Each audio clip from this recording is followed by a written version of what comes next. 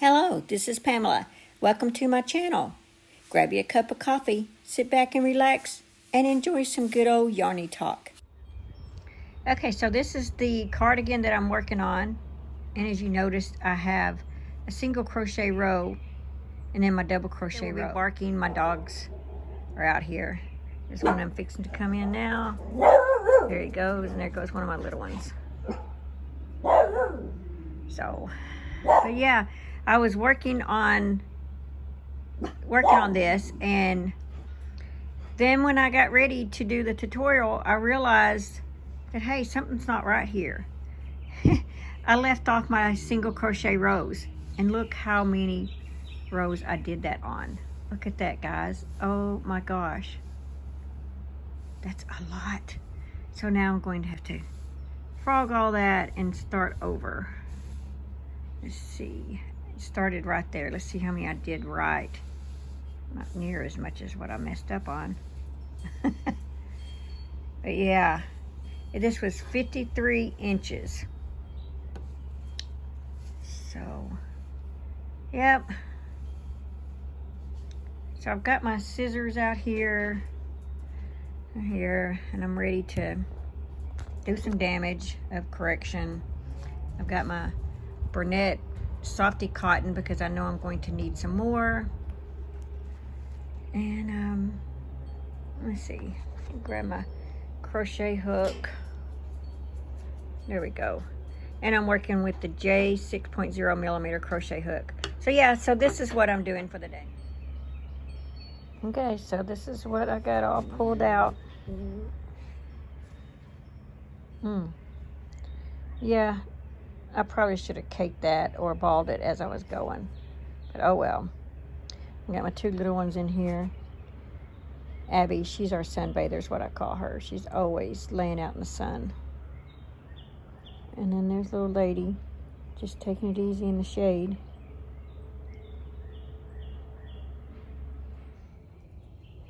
Okay guys, so I finished the Hippo. This is from the Rickaroomy, and I believe it's a 6-part series, and right now the patterns are for free.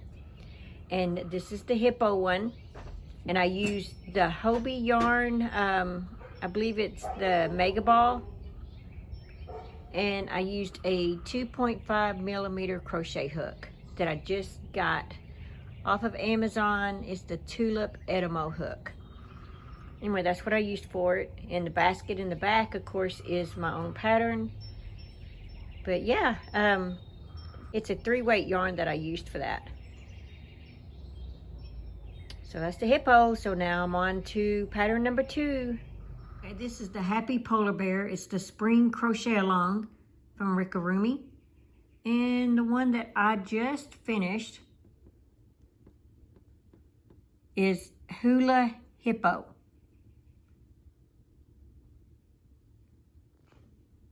So yeah, so I'm going to be working on the Happy Polar Bear next. And isn't he cute? Look at that little frog floaty. And here is all 6 patterns. And they are free on their website, I believe, until June. And I will leave the link below for you guys if you would like this free pattern. Okay, so I have all 9 squares from Bag O' Day. This was week 1. Week 2, or I should say square 2, whatever. Square 3. Square 4. Square 5, square 6, square 7, square 8, and here is the last one, square 9. Now I'm all ready to start putting them together. So I'll leave the link below. This is Bag O' Day's crochet along that she's got going on, and it's never too late to get started because these are actually videos, tutorials that she has on her YouTube channel, and so you can always just go and watch them anytime that you want. But yeah, so this coming Tuesday, I believe it'll be this Tuesday, she'll be showing us how she puts these squares together. And so yeah, I wanted to go ahead and update you guys on my screened-in porch, show you what I have so far. I put the 2 wicker chairs that have been outside. I've got them on the inside. That's Max right there. And we have the grill and the smoker over there. Right here are the squares. This is the glider that I've had for years and years and years. Along with those chairs. So they've been outside forever. Let's see what I have over here. Oh yeah, and I have the doggy door. There goes one of them. Out there, that palace stuff, that is because we're waiting for them to actually make sure they've completed everything that they need to complete on the porch. And then there's the redwood chairs and the double cedar chair that I bought at I guess it was at the flea market that you guys saw. I did a little video trip of that. And then my husband bought this cute sign that he saw at Hobby Lobby called The Porch, Sit and Relax. The swing set's going to be moved back. We still got a lot of work to go. But I think that's Lady sitting out there. And it's Max. And I normally have a little bed sitting right there for the dogs, but I haven't brought it out this morning. But yeah, so for all of you that were asking, that's the update on it that I've got. We don't have the ceiling fan up here yet. I do have a wind chime that I found at Kohl's.